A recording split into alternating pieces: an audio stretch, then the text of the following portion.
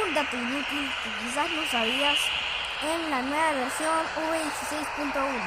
Sé que me tardé un poquito en mostrarlo, pero es porque no me había dado cuenta. Tú tampoco, yo sé. Ya se los muestro, miren.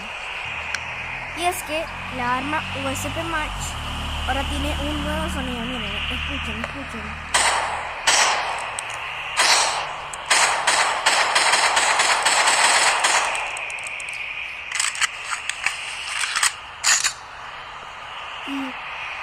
Y sí, esa es la curiosidad. Y como que se siente como en las versiones antiguas.